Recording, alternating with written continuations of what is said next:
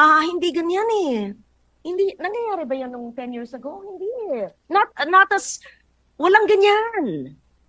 Hindi nangyayari yan noon. Hindi ganitong kagarapal. Ang pagpapalit-palit. Ibaba ang presyo. Sumunod. Ayon sa kanila. Itaas ang presyo. I-recompute. DPWH yan. DOTR, realignment, maliit lang naman. DA, palitan. Hindi ako yun, hindi kami yun. Walang coordinates yan. Or meron pero mali yung listahan. There has to be some discipline in government. Di ba sa eskwela tayo, pinag-aral tayo, finish or not finish, pass your paper. Pag nagraduhan na ng teacher, tama na, hindi pwedeng, magpalit yung seatmate ko, mali. Ano tayo? How can we be a good example to people? Kung sa BICAM na nagpapalit. Tama yung sinabi. Disagreeing provision, sabi ni Senator Erwin. Mr. Chair, may I? Ang DPWH, months ago, sabi, overpriced. Bunuan budget yan. Overpriced. Ibaba.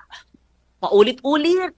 Sa hearing, sa technical working group, sa media, even the president said the same thing.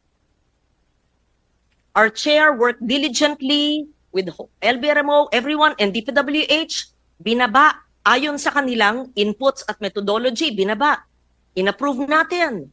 Sa BICAM, sabi, itaas. Kaya nga nagkaroon ng impasse for a while, pero nasolve natin sa CMPD. Thank you to the House for agreeing for a truthful, accurate budget. Salamat. Tapos, DOTR. Yan, may letter. Internal realignment. Sige na. Tapos ang DA, yung 8.9, hindi pala official transmission yan, hindi pala inapprove ng secretary, we approved it. What does it make of us? It's not an official list. Now this is the official list. So we better have rules. I think the bicameral committee has to have rules.